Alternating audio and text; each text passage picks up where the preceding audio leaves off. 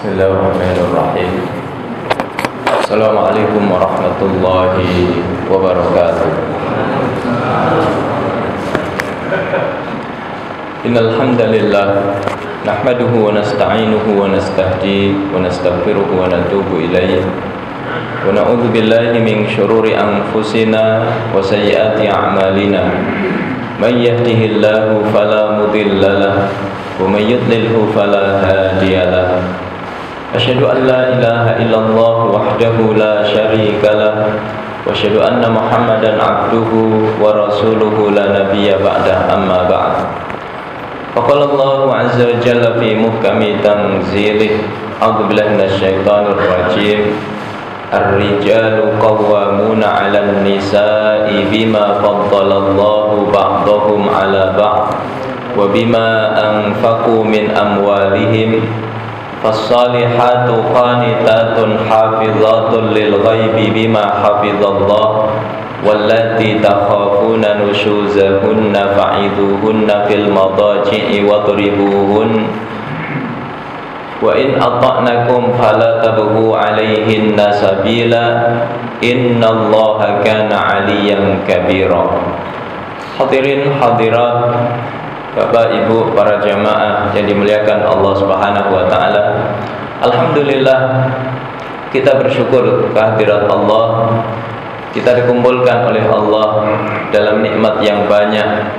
Setelah nikmat iman, nikmat Islam, nikmat kesehatan, nikmat kesempatan, kita diizinkan oleh Allah untuk memakmurkan rumahnya, untuk sholat subuh berjamaah, untuk duduk di majelis ilmu. Mudah-mudahan seluruh kebaikan kita diterima oleh Allah dan kelak memberatkan timbangan kebaikan kita di hadapan Allah Subhanahu wa taala. Salawat dan salam tidak lupa kita haturkan kepada suri tauladan kita Rasulullah Muhammad sallallahu alaihi wasallam, pada keluarga, pada sahabat. Mudah-mudahan kita istiqamah di atas sunnah-sunnah beliau hingga akhir hayat kita. Jemaah dimuliakan oleh Allah, mari kita lanjutkan interaksi kita terhadap kitab Mukhtasar Minhajul Qasidin yang ditulis oleh Al-Imam Ibnu Qudamah Al-Maqdisi, yang kitab ini merupakan ringkasan dari Minhajul Qasidin yang ditulis oleh Al-Imam Ibnul Jauzi, yang merupakan intisari dari kitab Ihya Ulumuddin ditulis oleh Al-Imam Al-Ghazali. Berikutnya adalah Al-Qismu Tsani min adabil mu'asyarah ma 'alal mar'ati li zawjiha. Pembagian yang kedua dari adab-adab pergaulan antara suami dan istri, yaitu tentang kewajiban seorang wanita terhadap suaminya atau hak suami atas istri. Pertama, Al-Imam Al-Ghazali mengutip sebuah hadis an Abi Umamah radhiyallahu anhu qala sami'tu Rasulullah sallallahu alaihi wasallam yaqul law jaza li ahadin ayyasjuda li ahadin la amartul mar'ata an tasjuda li zawjiha. Dari Abu Umamah, semoga Allah meridainya, beliau berkata, aku mendengar Rasulullah SAW bersabda, seandainya boleh bagi seseorang untuk sujud kepada orang lain, tentu aku perintahkan wanita untuk sujud kepada suaminya. Li'idhami haqqihi 'alaiha, karena besarnya hak suami atas istrinya. Jemaah dimuliakan oleh Allah, hadis ini menggambarkan betapa besarnya hak seorang suami atas istrinya, sehingga Rasulullah mengatakan, kalau boleh manusia sujud kepada manusia, tentu aku akan perintahkan istri untuk sujud kepada suaminya. Tetapi sujud kepada manusia ini tidak diperbolehkan. Kita hanya boleh bersujud kepada Allah Subhanahu wa taala. Maka jemaah dimuliakan oleh Allah, saking besarnya hak suami atas istri, maka andaikan manusia boleh sujud kepada manusia, tentu Nabi akan perintahkan istri untuk sujud kepada suami. Hak suami itu besar sekali. Maka dalam sebuah hadis Rasulullah menghubungkan lezatnya keimanan itu akan diperoleh oleh seorang wanita apalagi apabila dia taat kepada suaminya. Wala tajidul mar'atu halawatal iman hatta tu'addiya haqqa zawjiha. Seorang wanita tidak akan merasakan lezatnya iman sampai dia menunaikan hak suaminya. Maka ini penting untuk direnungkan oleh para istri. Para wanita itu akan merasakan lezatnya iman kepada Allah, nikmatnya beribadah kepada Allah itu ketika dia menunaikan hak suaminya secara sempurna. Maka ada seorang ulama ditanya oleh seorang wanita. Wanita ini merasakan perbedaan antara sebelum menikah dengan setelah menikah. Sebelum menikah, wanita ini merasakan lezatnya ibadah kepada Allah. Tapi kenapa setelah menikah kok rasanya ibadahnya biasa-biasa saja? Dia tidak menemukan kelezatan di dalamnya. Maka Syekh itu menjawab, balik bertanya kepada wanita itu, bagaimanakah hubunganmu kepada suamimu? Maka wanita ini heran. Dia menanyakan tentang kelezatan ibadah kepada Allah, kok balik ditanya bagaimana muamalahnya terhadap suami. Maka Syekh itu menjelaskan, hubungannya erat sekali. Sejauh mana ketaatanmu terhadap suamimu, maka seperti itulah kamu akan merasakan lezatnya ibadahmu kepada Allah Subhanahu wa taala. Maka Syekh itu kemudian mengutip ayat yang saya baca di muqaddimah tadi, fassalihatu qanitatun hafizatun lil ghaibi bima hafizallah. Wanita-wanita yang salihah itu cirinya adalah qanitat, taat terhadap suami. Maka wanita ketika mentaati suaminya, dia akan menemukan lezatnya iman, dia akan menemukan manisnya ibadah kepada Allah Subhanahu wa taala. Kemudian jemaah dimuliakan oleh Allah, di antara besarnya hak suami, kata Nabi dalam hadisnya, idza da'a ar-rajulu imra'atahu ila firashihi fa'abat thumma bata ghadban la'anat hal malaikah hatta tusbih. Kalau ada seorang suami mengajak istrinya ke tempat tidurnya, lalu wanita itu, istrinya itu menolaknya, maka suaminya kemudian marah, maka wanita itu dilaknat oleh malaikat sampai kapan? Sampai subuh. Ini besarnya hak seorang suami atas istrinya. Bahkan dalam riwayat, wanita itu kalau diajak oleh suaminya maka hendaknya datang, sekalipun sedang berada di dapur sedang memasak. Bahkan dalam riwayat yang lain, sekalipun sedang berada di atas kendaraannya. Begitu besarnya hak seorang suami atas istrinya.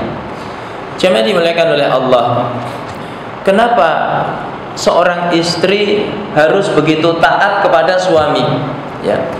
Karena ketika istri tidak taat terhadap suami, apalagi dalam aspek biologis, ya, yang ini merupakan salah satu tujuan pernikahan, maka dikhawatirkan akan terjadi fitnah yang besar.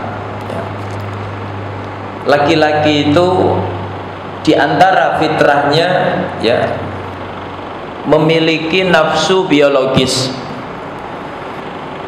dan nafsu biologis ini harus disalurkan, ya. Bahkan para ahli mengatakan maksimal itu 2 pekan, ya. Kalau 2 pekan nafsunya tidak disalurkan, maka akan terjadi error pada kehidupannya, ya. Maka biasanya emosinya tidak stabil, konsentrasinya tidak stabil, ya. Sholatnya tidak bisa khusyuk. Apa sebabnya, Pak? Belum tersalurkan, ya. Seorang wanita pun sama, memiliki nafsu biologis.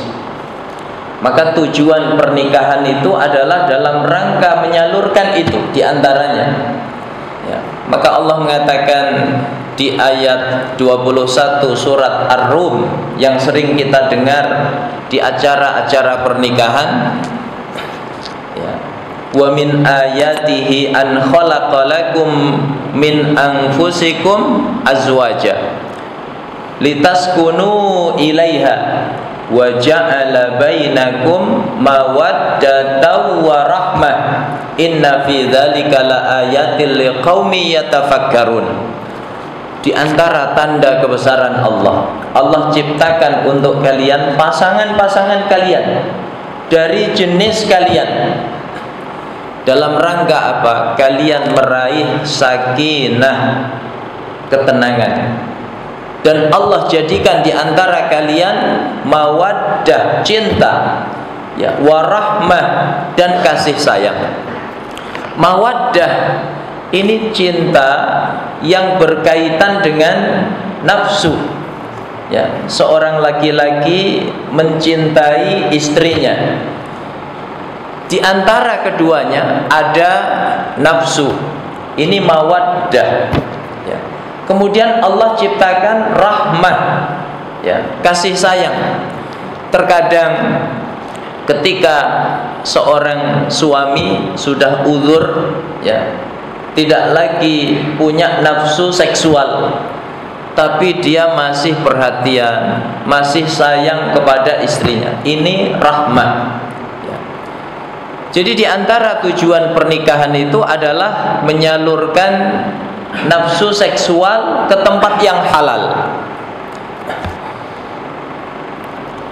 Maka ketika itu terpenuhi, ya, akan lahirlah yang namanya sakinah, mawaddah, ya, warahmah. Ini tujuan pernikahan. Maka laki-laki kalau aspek itu tidak terpenuhi, ya, sedangkan ini adalah fitrah yang melekat pada dirinya, maka dikhawatirkan dia akan terjatuh ke dalam yang haram. Kalau pintu yang halal ditutup, sedangkan di luar sana pintu-pintu yang haram terbuka lebar, ya, maka dikhawatirkan akan terjatuh ke dalam fitnah. Dan ini bukan sekedar teori, ya, ini nyata. Ketika saya kuliah dulu, pada satu hari, ya, itu terjadi pelecehan terhadap seorang mahasiswi.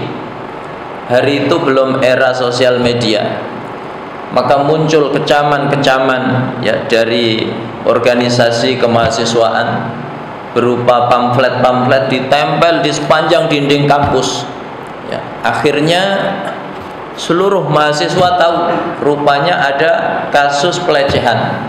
Akhirnya pelakunya ketangkap. Ternyata seorang laki-laki yang sudah berkeluarga, dia sudah punya istri. Ketika ditangkap, ya, oleh polisi, diinterogasi, kamu kan sudah punya istri, kenapa masih melakukan yang haram. Ya, apa jawaban dia? Ya, saat itu nafsunya sedang memuncak. Dia mengajak istrinya, tapi istrinya menolak.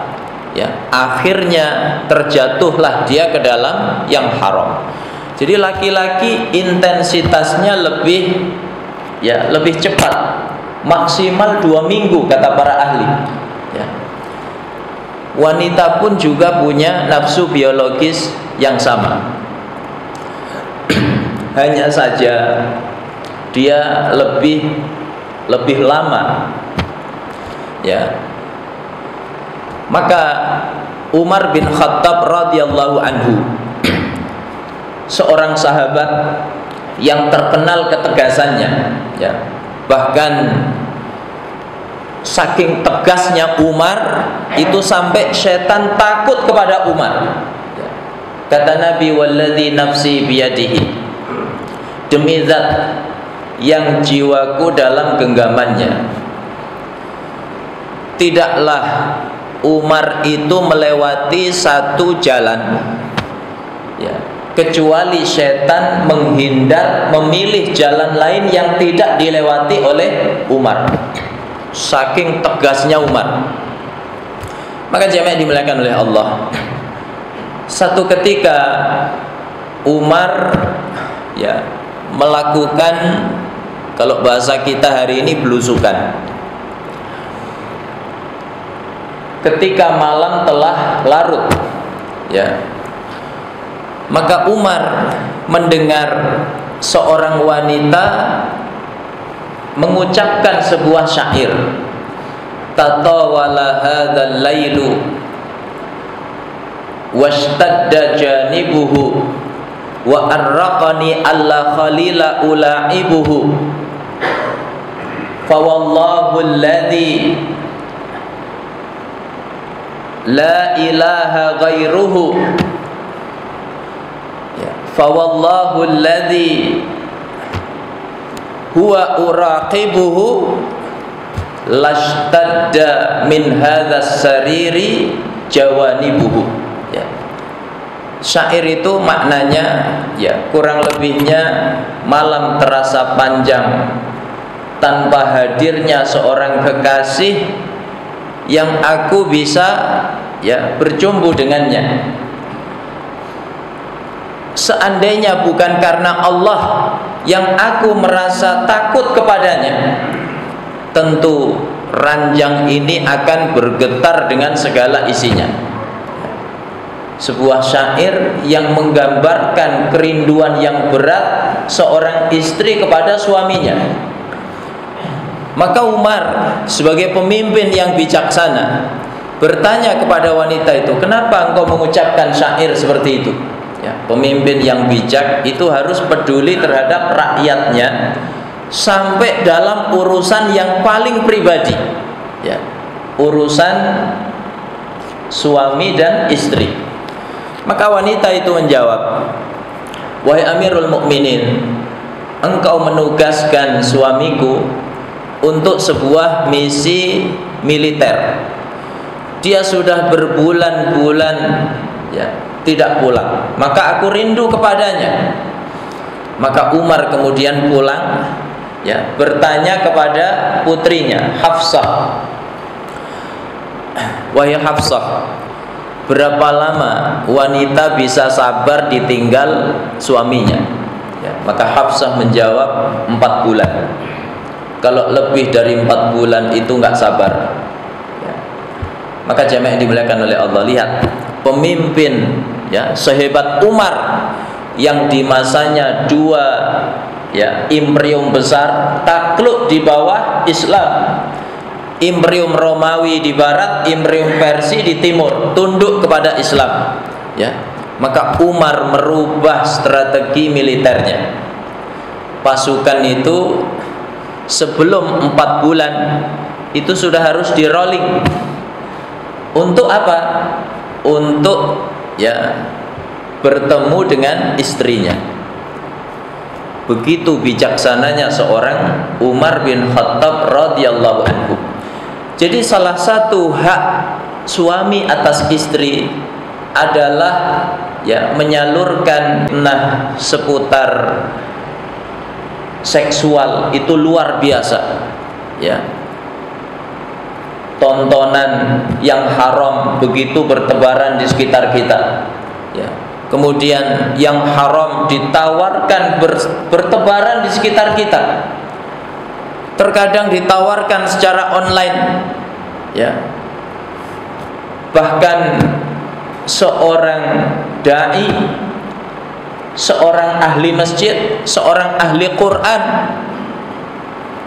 yang biasanya jauh dari hal-hal seperti itu terkadang masuk ke dalam ya HP-nya tawaran-tawaran yang haram, ya. Terkadang beberapa aplikasi ya sosial media itu secara otomatis ya masuk hal-hal yang haram itu. Maka di era yang penuh dengan fitnah seperti ini, tentu ya para istri harus lebih sensitif ya menjaga suaminya supaya terhindar dari yang haram. Kemudian jamaah dimuliakan oleh Allah, wa fi hadzal qismi ahaditsu katsiratun tadullu ala ta'kidi haqqi zauji ala zaujatihi, ya. Pada pembagian ini tentu banyak sekali hadis-hadis Rasulullah sallallahu alaihi wasallam ya, yang menunjukkan betapa besarnya hak seorang suami atas istrinya. Wa huququhu 'alaiha katsiratun, ya, dan hak-hak suami atas istri itu banyak. Wa ahammuha amrani, ya, tapi yang terpenting adalah dua, ya. Maka dua perkara ini hendaknya menjadi perhatian para istri agar kehidupan rumah tangganya sakinah mawaddah warahmah, ya. Apa saja? Yang pertama adalah as-satru was-siyanah, menutup kekurangan suami, ya. Setiap manusia pasti memiliki kekurangan, ya. Gak ada laki-laki yang sempurna 100%. Pasti ada kekurangan. Apakah kekurangan pada fisiknya, ya, kekurangan pada hartanya, dan kekurangan-kekurangan yang lainnya. Maka hendaknya seorang istri menutupi kekurangan suami, ya. Al-Quran meredaksikan dengan bahasa yang sangat indah, ya. Hunna libasul lakum wa antum libasul lahun. Para wanita itu, para istri itu adalah pakaian kalian para suami, dan kalian para suami adalah pakaian bagi istri, ya. Apa di antara makna pakaian itu? Ya. Sesuatu yang menutup tubuh kita. Maka seorang suami wajib menutupi aib istrinya, seorang istri wajib menutupi aib suaminya, ya. Jangan mudah mengumbar aib suami kepada orang lain, termasuk kepada keluarganya, ya. Sebagian istri terkadang mudah menceritakan kekurangan suami pada orang tuanya. Maka ayahnya tahu kekurangan suaminya, ibunya juga tahu kekurangan suaminya. Ini nggak boleh, ya.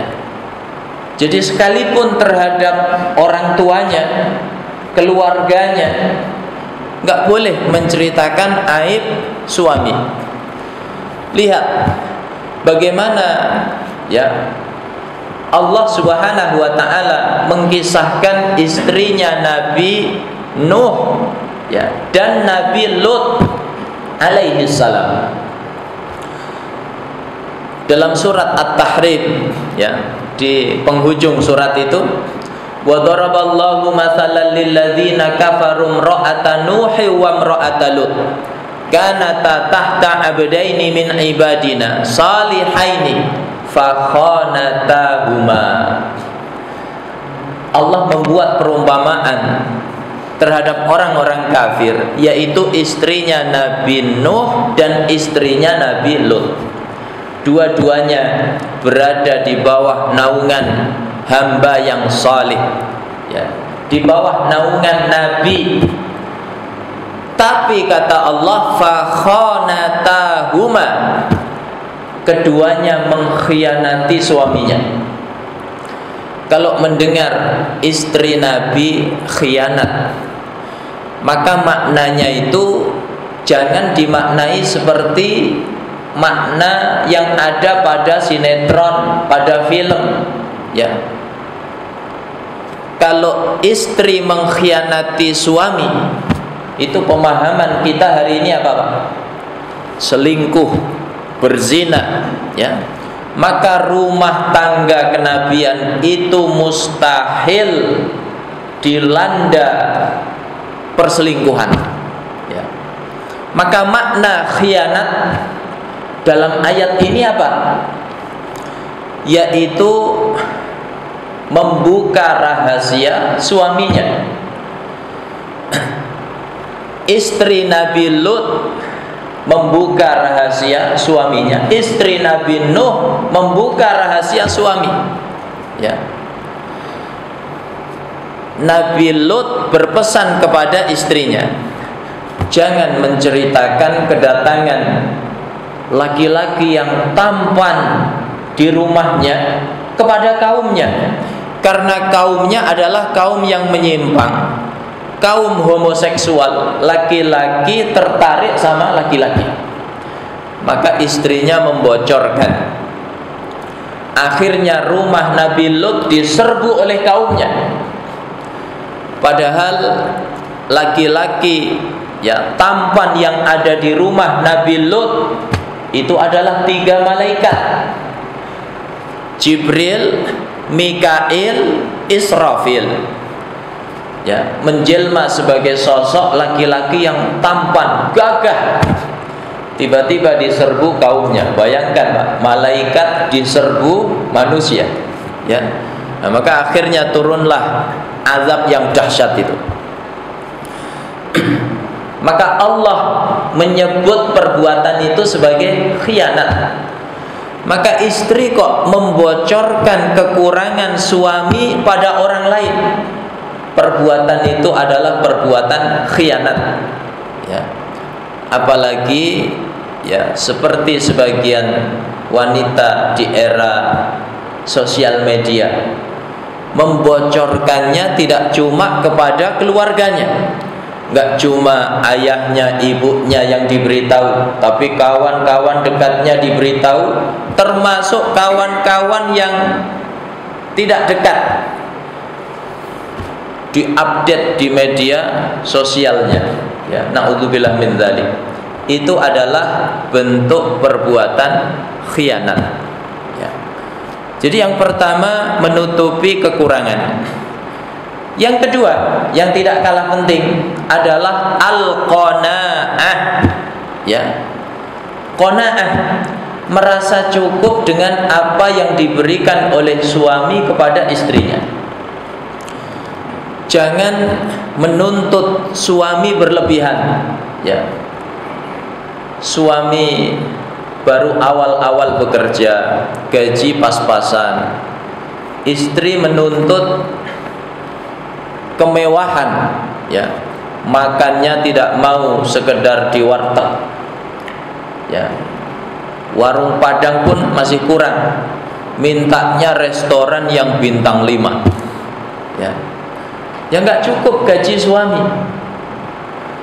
minta, ya, pakaian yang mahal, minta perhiasan nggak kira-kira 1 kilo 2 kilo. Maka jamaah yang dimuliakan oleh Allah, akhirnya apa? Suaminya terjatuh ke dalam yang haram. suaminya terpaksa korupsi. Apa sebabnya? Istrinya nuntut berlebihan. Suaminya terpaksa mencuri, ya, merampok. Apa sebabnya? Karena istrinya menuntut hidup mewah, ya. Maka jemaah yang dimuliakan oleh Allah, wa ala hadza kana an-nisa'u fis salaf. Ya, seperti inilah kehidupan para istri di zaman salaf. Ya, 3 kurun terbaik, abad pertama, abad kedua, abad ketiga. Bagaimana para istri di zaman itu? Kana ar-rajulu, adalah seorang laki-laki, seorang suami, idza kharaja min manzilihi yaqulu lahu ahluhu. Hari itu ketika suami keluar dari rumahnya untuk pergi mencari nafkah, maka istrinya berkata, iyyaka wa kasbil haram. Hati-hati kamu terhadap mata pencaharian yang haram. Fa inna nasbiru 'alal ju' wa la nasbiru 'alan nar.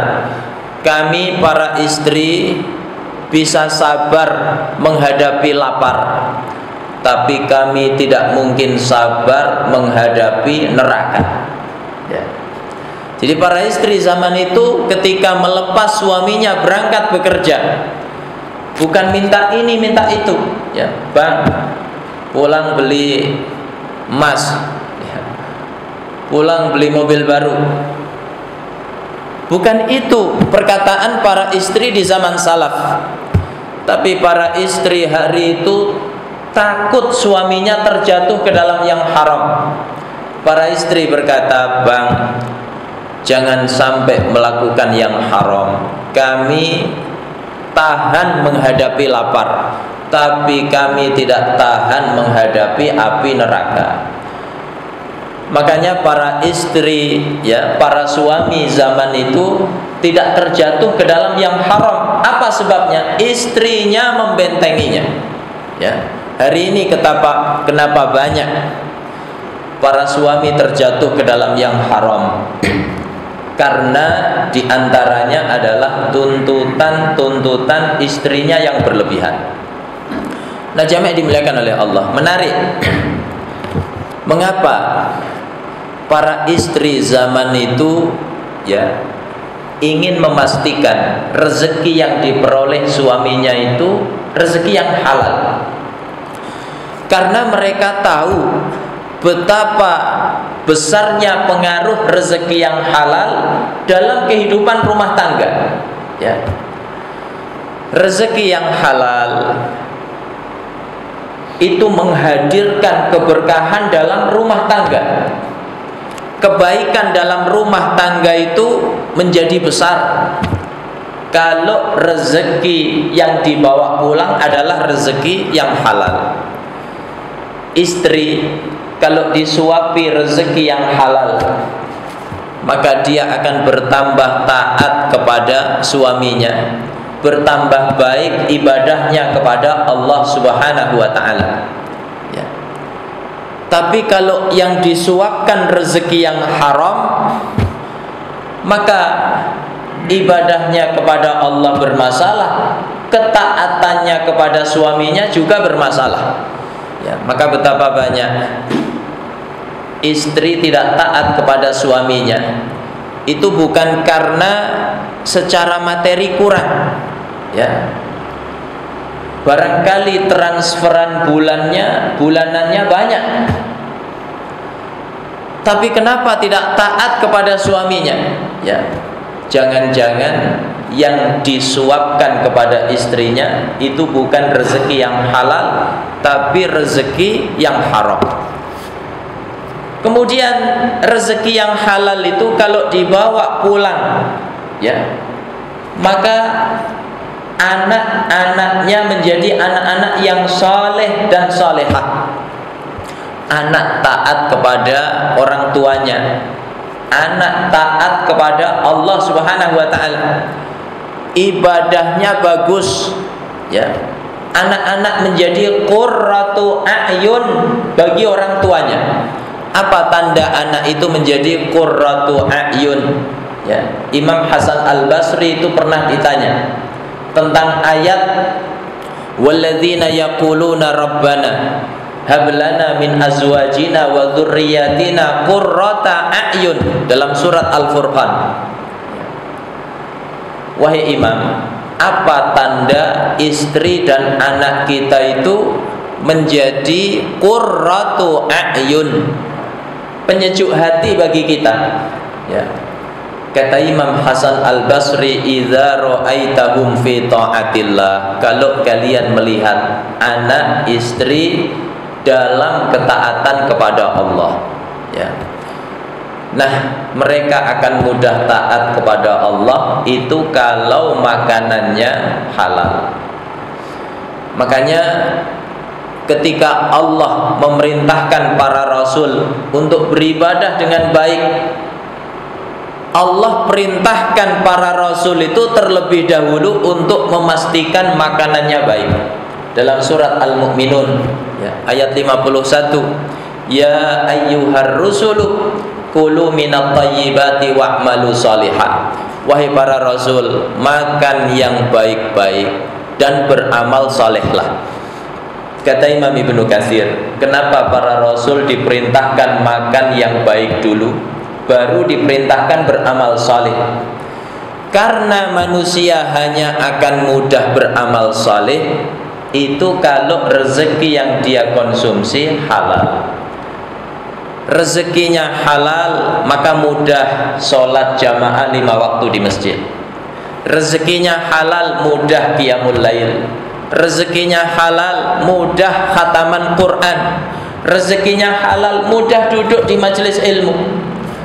Tapi kalau rezekinya haram, maka badannya berat digunakan untuk beribadah kepada Allah.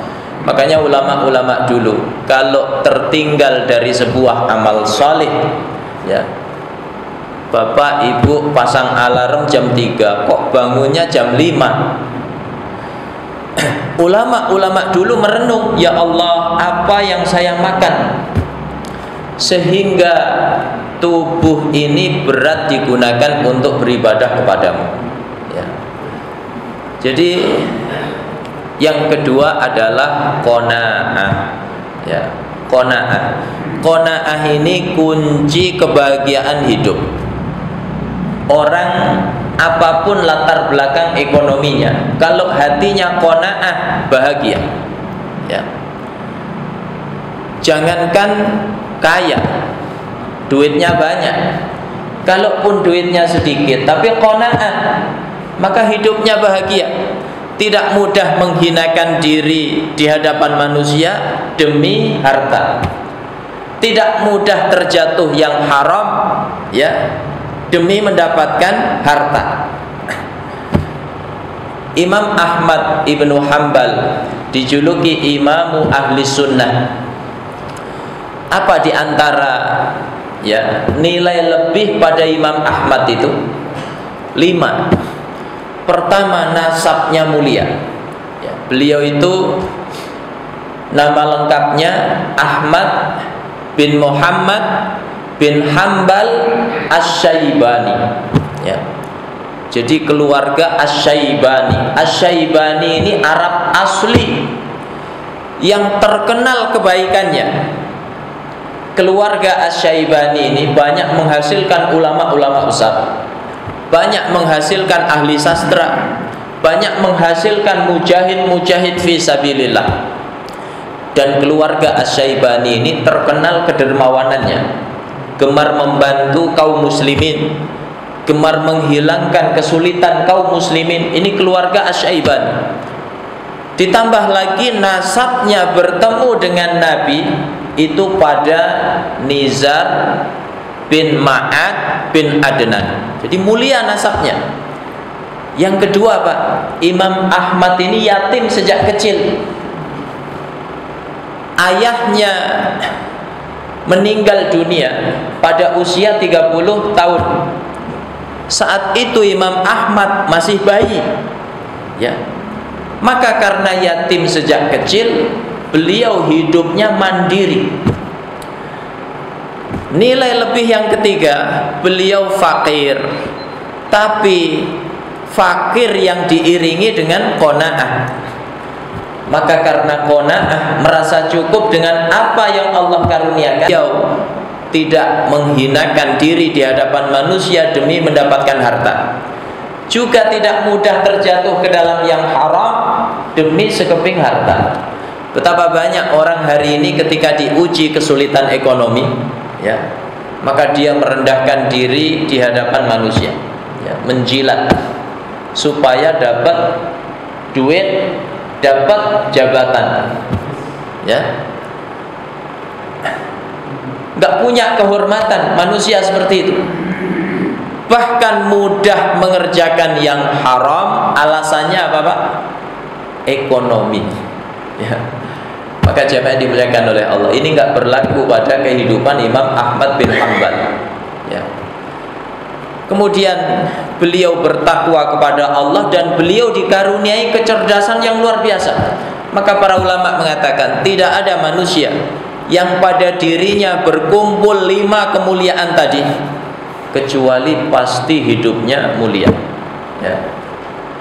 Maka kita kalau ingin bahagia hari ini, kuncinya adalah 1, qanaah, merasa cukup dengan apa yang Allah karuniakan.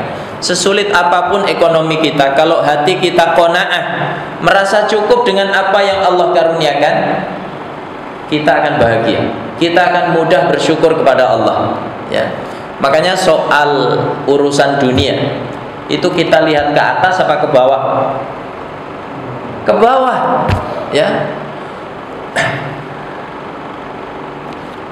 La tanzuru, ya, ila man huwa fawqakum wanzuru ila man huwa asfala minkum fa innahu ajdaru alla tazdaru nikmatallah. Jangan lihat ke atas, tapi lihat ke bawah.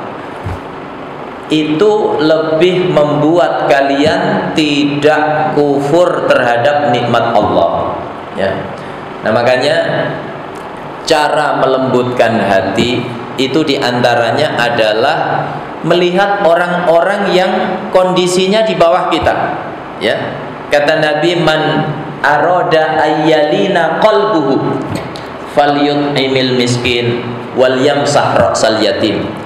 Siapa yang ingin hatinya lembut, beri makan orang miskin, santuni anak-anak yatim. Jadi soal dunia lihat ke bawah, tapi kalau soal ibadah lihat ke bawah apa ke atas? Ke atas, ya. Bapak sudah bisa tilawah sehari 1 halaman, maka lihat ke atas, jangan lihat ke bawah.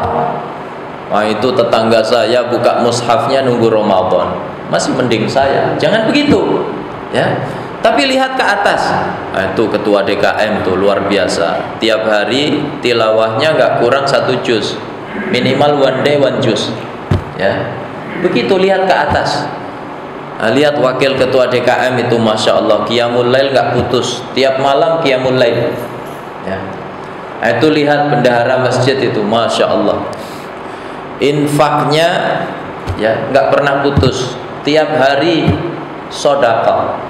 Begitu kalau urusan ibadah. Tapi kalau urusan harta, urusan dunia, lihat ke bawah, sehingga kita tidak mudah kufur nikmat.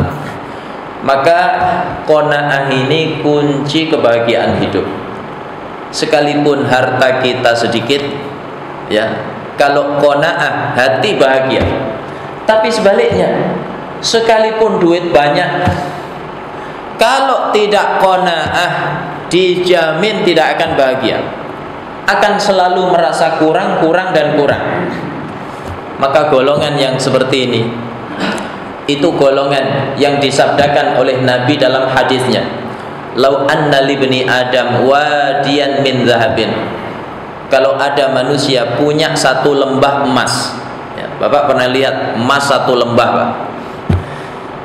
Emas 1 lembah itu berapa nilainya? Ya, cukup untuk mengawinkan laki-laki se-Indonesia.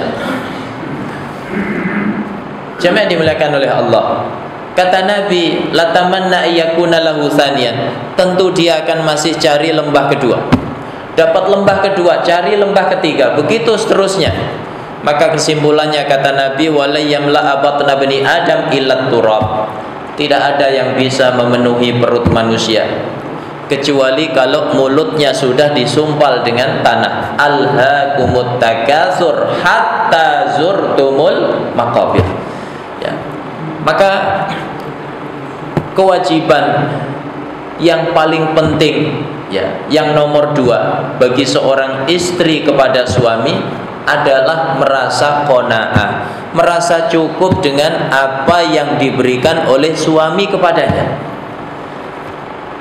Suami itu memberi nafkah kepada istrinya, ya, itu dengan sebagian rezeki yang dia peroleh.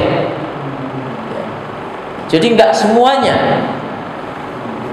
memberi nafkah kepada istri. Ini kewajiban suami.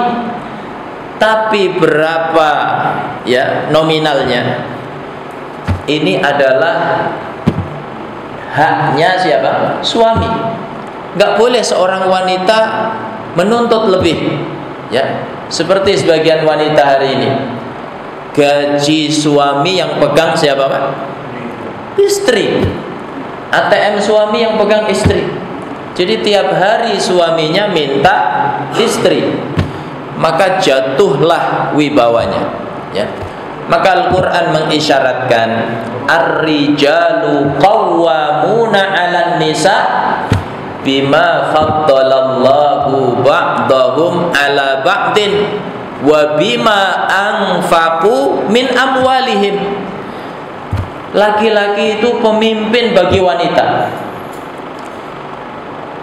dengan, ya, kelebihan yang Allah berikan. Maka suami harus punya nilai lebih dibanding istrinya, ya. Bapak harus punya nilai lebih dibanding istri, ya. Apa misalnya? Suami punya nilai lebih pengetahuan agamanya, maka suami bisa mendidik istrinya.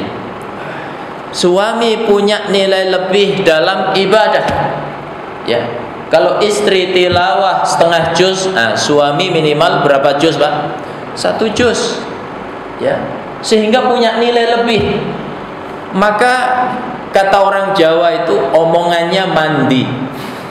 Tahu, Pak? Ini Pak Mizan yang paham, ya. Manjur omongannya, didengar istrinya. Apa sebabnya? Karena punya nilai lebih, ya. Istri bangun qiyamul lail setengah 4, suaminya jam 3 sudah harus bangun, ya. Sehingga omongannya manjur. Ketika nyuruh istri tilawah, istri langsung sami'na wa ata'na. Apa sebabnya? Suaminya tilawahnya lebih banyak, ya. Ketika mengajak istrinya qiyamul lail, maka ngantuk-ngantuk pun dipaksa bangun. Apa sebabnya? Ya, kenapa sami'na wa ata'na? Karena istrinya tahu suaminya ini qiyamul lailnya masya Allah, makanya omongannya manjur, ya. Kalau suami bangun jam 6, nasihati istri, "Dek, kamu tiap malam qiyamul lail." Suami bangun jam 6, itu kira-kira omongannya manjur apa enggak? Enggak manjur. Istrinya ambil kaca, "Bang, ini kaca, coba bercermin." Ya. Makanya pepatah Arab mengatakan lisanul hal afsahu min lisanil maqal, ya. Contoh berupa keteladanan, berupa perbuatan, tindakan nyata, itu lebih fasih, lebih dahsyat pengaruhnya dibanding sekedar teori. Jadi suami punya nilai lebih, ya. Kemudian wabima anfaqu min amwalihim. Kenapa suami menjadi pemimpin?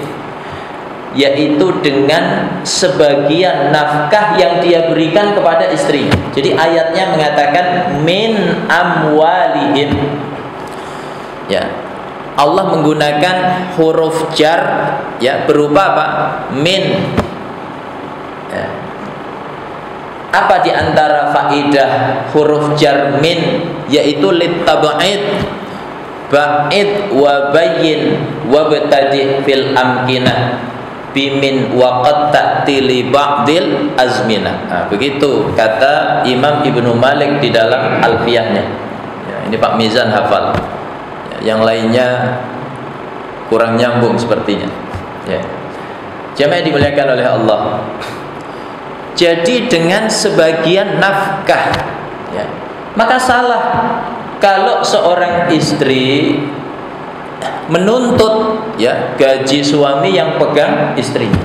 Karena yang harus dinafkahi oleh suami itu tidak cuma istri, ya. Dia punya orang tua yang harus diberi nafkah.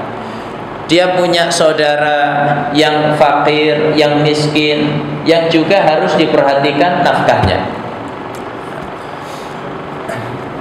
Ini ya yang kedua, yaitu apa? Qanaah. Jamaah dimuliakan oleh Allah. Maka ada keteladanan yang luar biasa. Ya.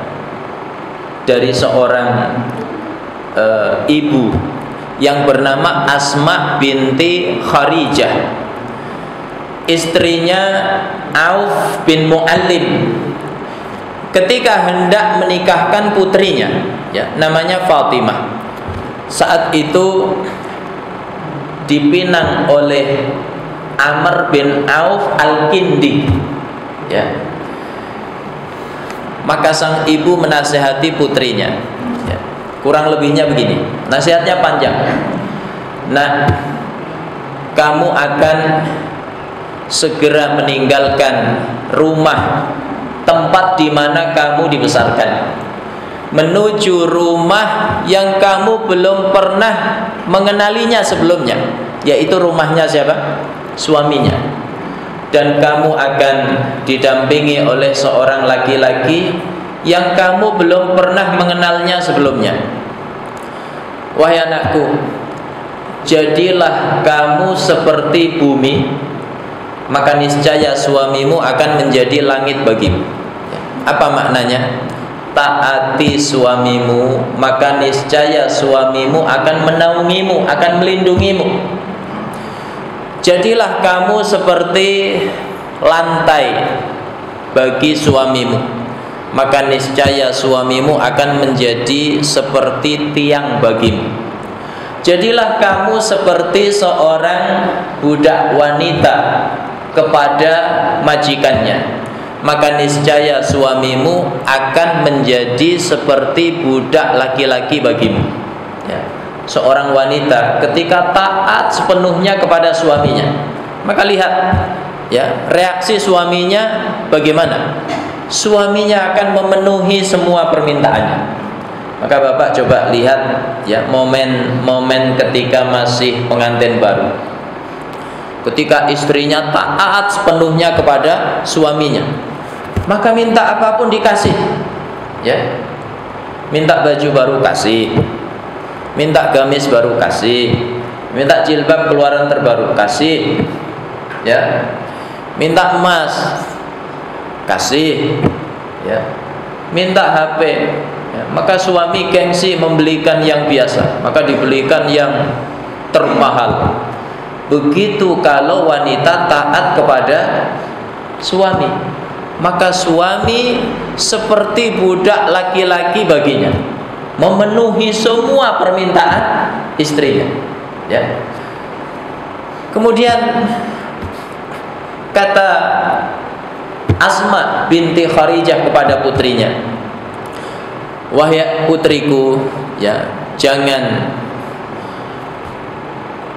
menghadirkan kesulitan-kesulitan yang banyak pada suamimu. Dikhawatirkan nanti suamimu akan meninggalkanmu. Jangan pernah kamu meninggalkan suamimu. Dikhawatirkan suamimu akan melupakanmu. Ketika suamimu ingin dekat denganmu, mendekatlah kepadanya. Tapi ketika suamimu ingin menyendiri, biarkan dia sejenak menyendiri. Nah, ini penting. Ya, nasihat-nasihat yang sangat realistis di dalam kehidupan rumah tangga. Ya. Seorang suami kalau sering dibuat susah oleh istri, Pak, ya, sudah bekerja cari nafkah, berangkat gelap, pulang gelap, sampai rumah tetap dibuat susah, ya, sebutir nasi pun nggak ada di rumah, piring kotor berserakan, baju kotor numpuk, setrikaan numpuk, ya, rumah seperti kapal pecah. Untuk sekedar mau makan, sudah pulang kerja capek, suami sampai rumah masih harus masak mie seperti mahasiswa, ya. Nah, itu kira-kira indah apa tidak, Pak, hidup seperti itu? Ya, tidak indah. Maka dikhawatirkan kalau sering menyusahkan suami, suami akan meninggalkan istri. Ya. Maka wanita yang salehah itu tahu akan kebutuhan suaminya. Wanita yang salehah sebelum suaminya minta, itu dia sudah bertanya. Suami pulang kerja, perjalanan, istrinya nelpon, itu bukan minta ini minta itu, ya, tapi bertanya, wahai suamiku, mau disiapkan apa, mau makan apa, mau minum apa, ya. Itu wanita yang salehah, yang membuat seorang suami berkesan terhadap istrinya secara mendalam. Itu bukan soal penampilan fisik. Penampilan fisik itu sudah dari sononya, ya. Laki-laki ketika memilih istri, maka artinya dia sudah siap menerimanya. Maka bukan itu faktor terbesarnya, tapi ya, faktor terbesarnya adalah akhlak, adalah pengabdian. Ya, istri kok bertanya kepada suaminya, "Bang, mau disiapkan apa?" Ini berarti akhlaknya luar biasa, pengabdiannya luar biasa. Itu yang membuat suami berkesan terhadap istrinya.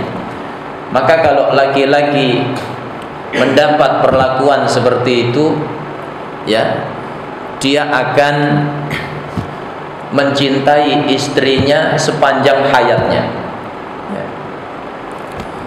Jamaah dimuliakan oleh Allah. Jadi ini penting, jangan menyusahkan, ya, suami. Suami itu bebannya sudah banyak, beban kerja, ya, barangkali di kantornya habis diomeli atasannya, sampai di rumah diomeli istrinya. Sudah lengkap, Pak, 4 sehat 5 sempurna, ya. Maka hati-hati, hari ini banyak suami-suami bunuh diri, ya, hati-hati. Kemudian nasihat sang ibu kepada putrinya, kalau suamimu ingin dekat denganmu, mendekatlah. Ya, suami kok manggil istri bergegas, itu artinya ingin dekat dengan istrinya. Tapi ada kondisi suami ingin menyendiri. Laki-laki itu kalau menyelesaikan masalah beda dengan wanita. Kalau wanita ingin menyelesaikan masalah itu cerita, ngomong nggak berhenti-berhenti. Maka suami yang baik adalah yang siap mendengarkan cerita istrinya, ya. "Bang, boleh nggak cerita?" "Boleh." Maka istrinya cerita, ya. Dimulai dengan innal hamdalillah, cerita seperti kuliah subuh 1 jam non-stop. Suami yang terbaik adalah yang pandai mendengarkan istrinya. Tapi laki-laki nggak seperti itu. Kalau dia punya masalah, dia akan berpikir, dia akan cenderung menyendiri untuk menyelesaikan masalahnya. Maka istri yang cerdas, biarkan suaminya menyendiri sejenak, jangan diganggu, ya. Ada yang ingin menyendiri sejenak bersama hobinya. Ada yang punya hobi hewan piaraan, ya. Nah, biarkan, jangan diganggu. Ya, yang penting porsinya tidak berlebihan. Kalau hari libur Sabtu Ahad, dari sejak terbit matahari sampai terbenam sibuk dengan piaraannya, nah, ini udah menyimpang Pak. Ya, tapi nah, ini masih normal, biarkan menyendiri. Ya, ada suami yang punya hobi mancing, ada Pak di sini Pak. Biarkan ya dengan hobinya. Yang penting masih hobi yang halal, bukan hobi yang haram. Ya, dan yang terpenting waktunya masih wajar, tidak melampaui batas. Ya, kalau sebulan pulang ke rumah cuma 3 hari, sisanya di laut semua, mancing kerjaannya, lebih nikmat dengan ikan dibanding dengan istri. Ini nggak wajar. Tapi kalau cuma barangkali sebulan sekali, ya, atau 1 semester sekali, nah, biarkan. Maka ini nasihat yang penting dari orang tua kepada anak gadisnya, karena anak gadis ini buta akan dunia rumah tangga kalau tidak dinasehati oleh orang tuanya. Ya, betapa banyak di luar sana. Di sini nggak ada, insya Allah Pak. Di sini wanitanya solehah semua. Terkadang di luar sana ada, sudah berumah tangga, gayanya masih seperti anak mama. Ya, apa-apa minta disiapkan suaminya. Sebelumnya disiapkan oleh ibunya, begitu sudah berumah tangga nuntut semuanya disiapkan suaminya. Bajunya minta disetrikain suami, makanannya minta dimasakin suami, ya, rumahnya minta dibereskan suami. Nah, ini ya membuat rumah tangga tidak harmonis. Ya. Jemaah dimuliakan oleh Allah, wa minal wajibi 'alaiha alla tufrita fi malihi fa in at'amat an ridahu kana laha mislu ajrihi wa in kana bi ghairi ridahu kana lahul ajru wa 'alaiha al wizru. Di antara kewajiban istri yaitu tidak berlebihan menggunakan harta suami. Ya. Kalau dia bersedekah, maka hendaknya atas izin suaminya. Kalau seorang istri bersedekah atas izin suaminya, maka dia dapat pahala sebagaimana suami dapat pahala. Tapi kalau istri sedekah tidak izin suami, padahal itu harta suami, maka yang dapat pahala siapa Pak? Suaminya dapat pahala, tapi istrinya dapat dosa. Apa sebabnya? Membelanjakan harta suami tanpa izin suami, maka dia berdosa di hadapan Allah Subhanahu wa taala. Ya. Maka urusan belanja lapor ke suami, ya. Apalagi belanja yang besar, ya. Apalagi era shopping online seperti hari ini, izin suami, ya. Ganti HP izin suami, ganti TV izin suami, ya. Jangan sampai suami kaget oleh paket-paket yang datang tanpa henti. Assalamualaikum paket, assalamualaikum paket. Sehari ya paket datang silih berganti. Ya. Jemaah dimuliakan oleh Allah. Terakhir sebagai penutup,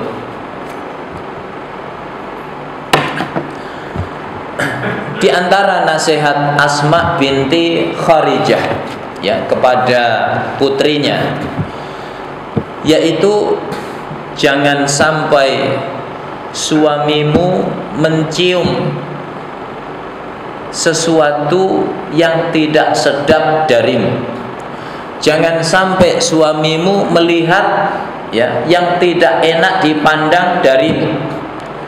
Dan jangan sampai suamimu mendengar kalimat-kalimat yang tidak enak didengar dari lisanmu.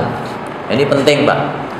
Laki-laki itu kalau terjaga 3 perkara, matanya terjaga, penciumannya terjaga, ya, pendengarannya terjaga, maka insya Allah, ya, laki-laki itu akan mencintai istrinya dengan sepenuh hatinya.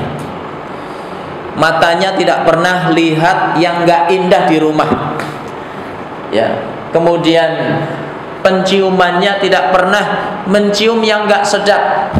Jangan sampai ada nasi basi sudah 3 hari gak dibuang dari dapur, baunya menyengat, radius 10 kilo tercium, ya. Apalagi sudah belatung banyak. Nah, ini merusak keharmonisan rumah tangga, ya. Maka perkara-perkara seperti ini penting. Termasuk jangan sampai suami mendengar kalimat-kalimat yang tidak enak dari istrinya. Kadang wanita kalau ngomel itu terkontrol apa tidak Pak lisannya? Ya, enggak terkontrol. Baik ngomel ke suami, termasuk ngomel ke anak. Hati-hati, para ibu, hati-hati. Ibu itu dikaruniai oleh Allah lisan yang mustajab. Maka sekalipun marah, jaga omongan terhadap anak, ya. Kadang atas nama marah, seorang wanita bisa tajam lisannya, padahal ke anaknya sendiri yang dia kandung selama 9 bulan, dia lahirkan antara hidup dan mati, dia susui 2 tahun, tapi lisannya tajam. Hati-hati Pak, lisan ibu itu mustajab. Maka apa rahasia, ya, keberkahan yang diperoleh oleh Syekh Abdurrahman As-Sudais, imam besar Masjidil Haram, ya. Apa rahasianya Pak?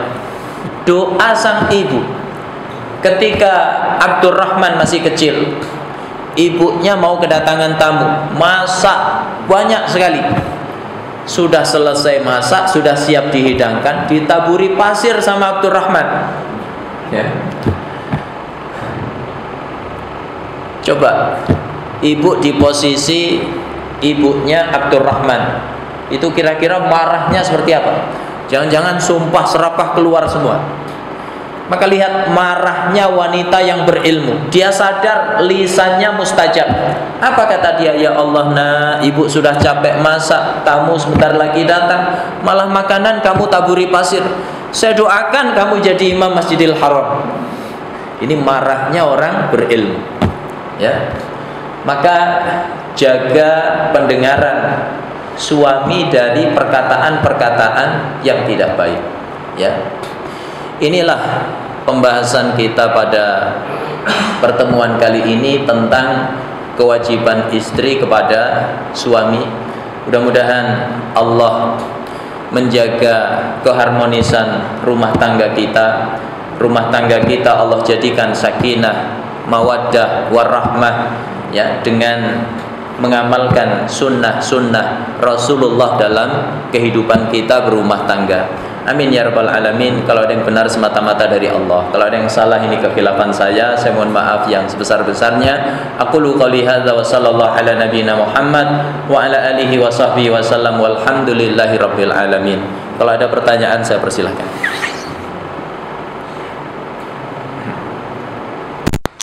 Ustaz, yang kajian sebelumnya Ustaz, yang ada 11 adab itu, Ya. kan ada yang membelakangi kiblat. Apa? Adabnya membelakangi kiblat gitu Ustaz. Ya. Itu teknisnya gimana Ustaz? Membelakangi maksudnya hubungan. iya. Apa ya? Terus yang kedua, kalau dalam berhubungan itu apa boleh pakai suplemen Ustaz? Apa? Suplemen atau Suplemen? ada obat lah.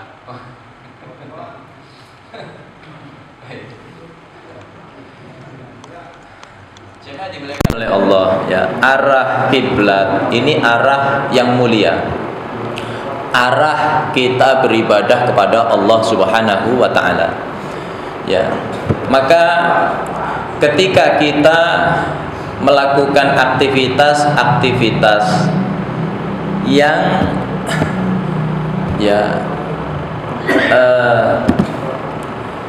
yang apa namanya? bukan ibadah kepada Allah, ya. Apalagi secara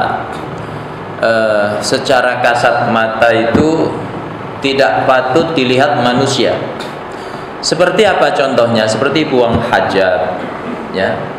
Kita membuka aurat kita, seperti hubungan suami istri, ya. Seorang suami dan istri membuka auratnya. Maka di antara adab, ya, sekali lagi adab, ini tidak sampai masalah halal haram, tapi hanya adab. Maka hendaknya menghindari arah kiblat, ya, dan tidak membelakangi arah kiblat, tapi nyamping, ya. Makanya adab kalau kita buat kamar mandi di rumah, itu jangan menghadap kiblat, jangan pula membelakangi kiblat, ya, tapi nyamping. Nyamping tahu Pak, ya?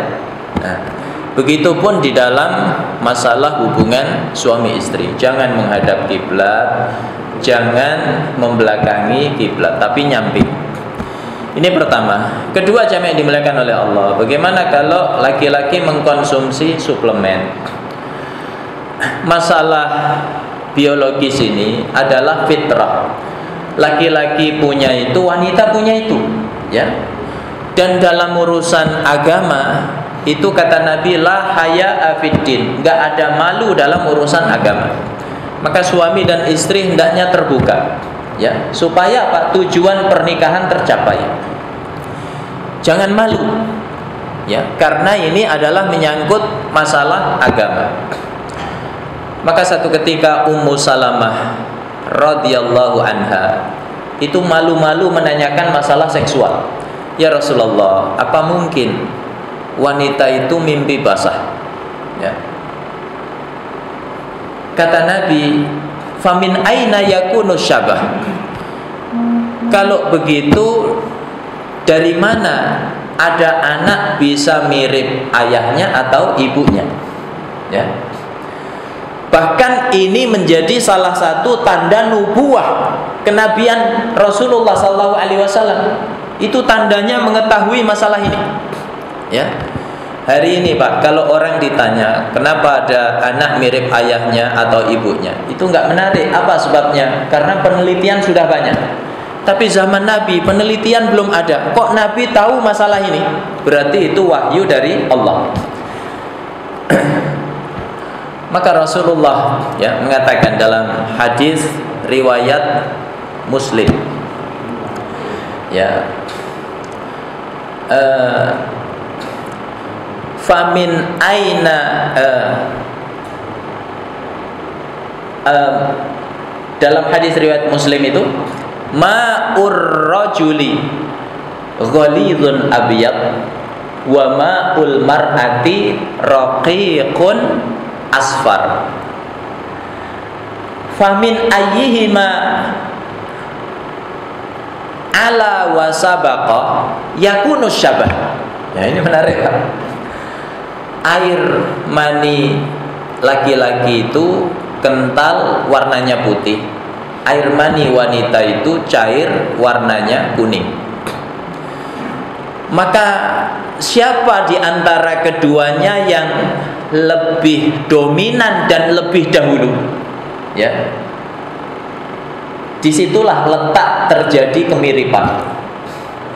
Imam Ibnul Qayyim dalam kitabnya Tuhfatul Maudud fi Ahkamil Maulud, ya, ini sudah banyak terjemahannya, menjelaskan, kata beliau, as-sabqu yata'allaqu bisyabah wal uluwu yata'allaqu bil mujanasah, ya. Yang terlebih dahulu itu menentukan mirip siapa. Istrinya kok lebih dahulu, nanti insya Allah mirip istrinya. Suaminya lebih dahulu, maka insya Allah mirip suaminya. Kemudian faktor dominan ini menentukan jenis kelamin, ya. Yang dominan kok suaminya, maka insya Allah jenis kelaminnya laki-laki. Yang dominan kok istrinya, insya Allah jenis kelaminnya perempuan. ini salah satu tanda kenabian. Maka orang Yahudi itu, kan Allah menjelaskan di surat Al-Baqarah ya, ayat 146. Alladzina atainahumul kitaba ya'rifunahu kama ya'rifuna abna'ahum. Orang yang kami berikan kepadanya kitab itu mengenal Muhammad seperti orang tua mengenal anak. Jadi orang Yahudi tahu persis ciri-ciri Nabi akhir zaman. Akhlaknya bagaimana, ilmunya seperti apa, tempat dakwahnya di mana. Maka ada orang Yahudi ngetes akhlaknya Nabi. Ya, Nabi punya utang, jatuh temponya masih lama, lalu ditagih di depan umum. Tujuannya apa? Untuk menjatuhkan kehormatan Nabi, supaya Nabi marah-marah, jatuh wibawanya di hadapan sahabat.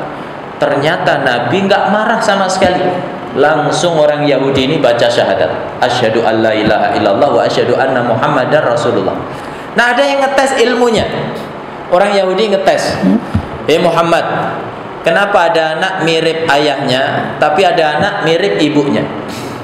Maka Nabi menjawab, idza sabaqa ma'ur rajuli ma'al mar'ati naza'ahu wa idza sabaqa ma'ul mar'ati ma'ar rajuli ya naza'athu.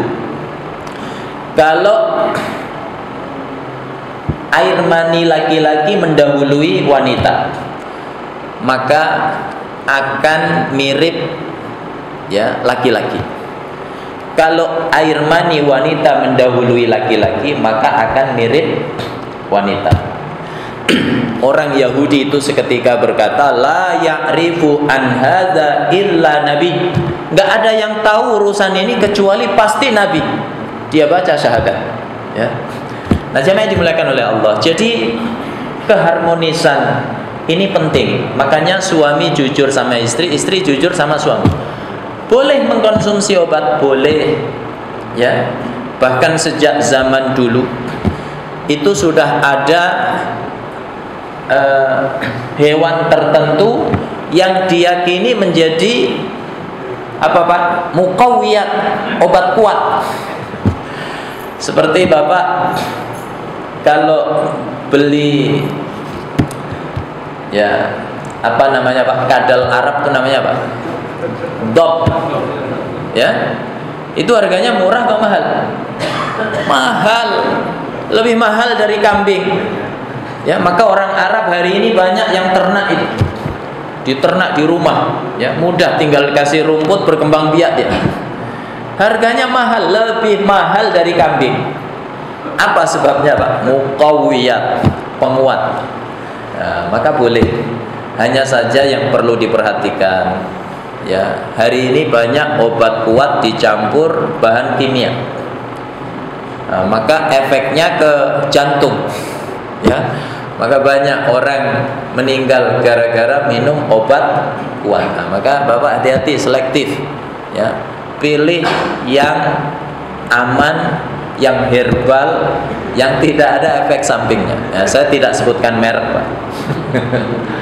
Menjaga kode etik jurnalistik, ya. Kurang lebihnya seperti itu. Wallahu a'lam bishawab. Ya. Cukup Pak ya, sarapan sudah datang, itu isyarat pengajian sudah harus segera ditutup. Kita akhiri dengan doa kafaratul majlis. Subhanakallahumma bihamdik, asyhadu an la ilaha illa anta astaghfiruka wa atubu ilaik. Assalamualaikum warahmatullahi wabarakatuh.